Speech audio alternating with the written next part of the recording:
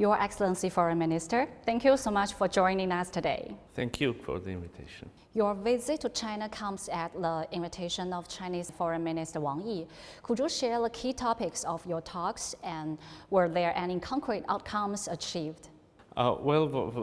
This was my first official visit to Beijing, and I would like to express my gratitude to the Minister Wang for this invitation. This was a very good opportunity for us to sit down, to evaluate what is already done, what achievements we have, and then also to mark the path that we are going to pass together.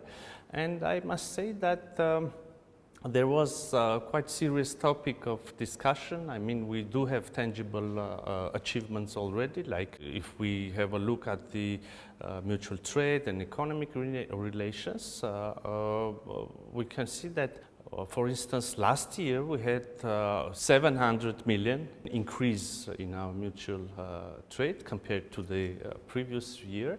And we have established a flight between Yerevan and Urumqi. So business contacts are growing, trade is increasing, people-to-people contacts are increasing and growing. Also cultural ties, political dialogue is quite intense and strong. And this is yet not the full potential. Jointly with my counterpart, my colleague Minister Wang and the delegation, we discussed the strategic nature of our relations. We marked the similarities of approaches when it comes to international relations and our cooperation on international fora, and also, of course, bilateral agenda.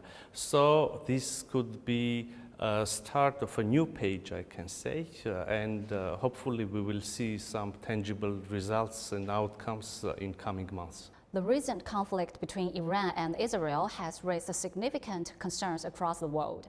China has been actively promoting peace talks and urging all parties to exercise restraint. How do you view China's role in international diplomacy and conflict resolution? Armenia is a neighboring country, is a neighbor of Iran, and we were very much concerned and we expressed our position. We condemned the unilateral outbreak of hostilities, the attack on Iran on the very first day. By the way, our approach was very similar to the position that later was expressed by the Shanghai Cooperation Organization.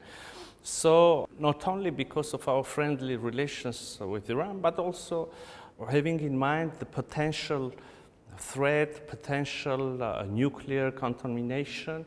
And again, I'm going to emphasize that Armenia is a neighboring country. We were very much concerned, and now we see that the ceasefire established. Hopefully, the ceasefire will be consistent, and then all the problems will be solved through diplomatic channels, through negotiations. We are interested in peace in our region. We, as a country that experienced war in very recent history, in recent several years, we are interested in establishment of peace not only on our borders but also in larger region and in the world. And in this sense, as we understand, our approaches are very close to the Chinese approaches. We have the peace agenda. Peace agenda is one of the top priorities of Republic of Armenia. We are negotiating with Azerbaijan. We agreed upon the draft peace agreement. Now we are ready to sign and then later ratify this peace agreement. We are trying to normalize our relations with our western neighbor, Turkey. So peace is what we strongly believe in. And again, once again, this is how we perceive the Chinese approach, Chinese policy as well. And we remember, and we are grateful for that China also welcomed this agreement over the draft peace agreement between Armenia and Azerbaijan and supports the peace talks and normalization of relations between Armenia and Azerbaijan.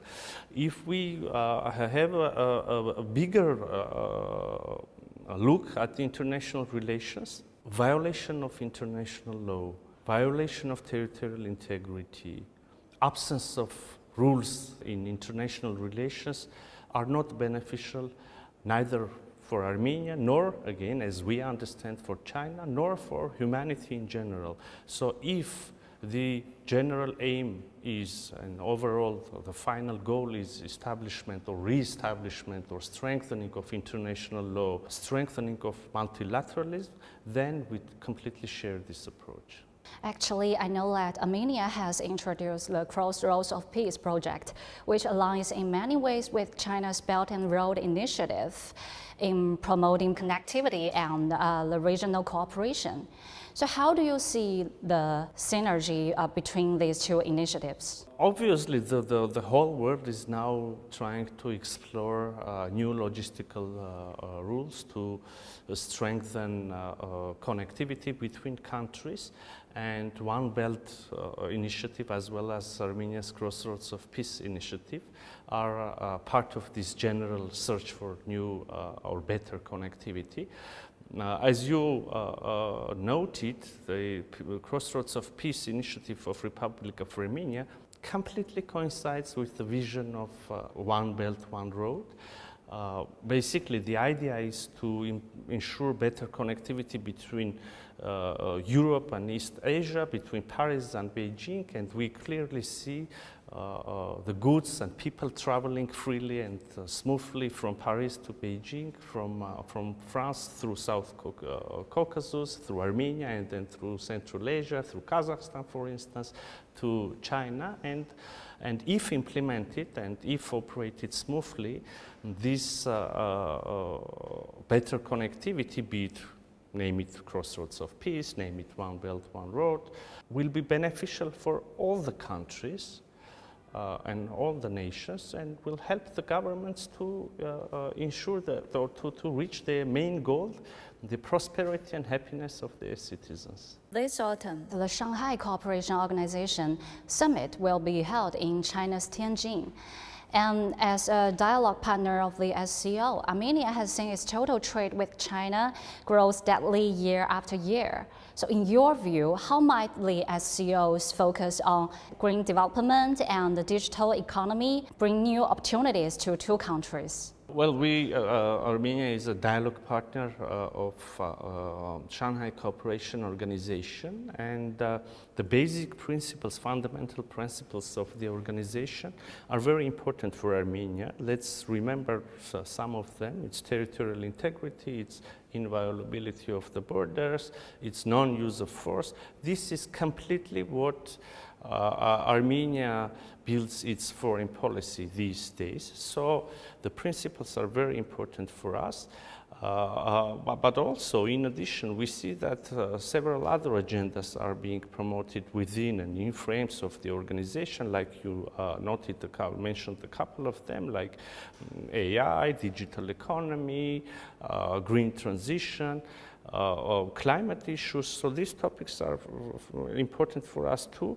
Let's remember only one fact. I think it is quite indicative. One of main parts, I would say the major part of the trade between Armenia and China is green technologies. So again, in addition, when we speak a little bit larger about climate issues, biodiversity, climate issues are also very important for Armenia. Next year we're going to host the COP17 on biodiversity, and we're very much looking forward to this important for us event and cooperation with China in this context as well. So I'm saying this to show that our interest in cooperation or in activities of Republic of Armenia in frames of this organization are important for us. Moreover, we decided to enlarge, to increase our participation in this organization. And by the way, this was one of the topics yesterday discussed between Armenian and Chinese delegations during our discussions, our negotiations. So we expressed clear position about our aspiration to increase our role in this organization. And hopefully this aspiration will be welcomed by the member states. This year marks the 33rd anniversary of the diplomatic relations between China and Armenia. Beyond economic collaboration, cultural exchanges have also flourished. The growing popularity of Mandarin in Armenia and the territorial international violin competition held in China are both highlights of people-to-people ties. Looking ahead, what are your expectations for future?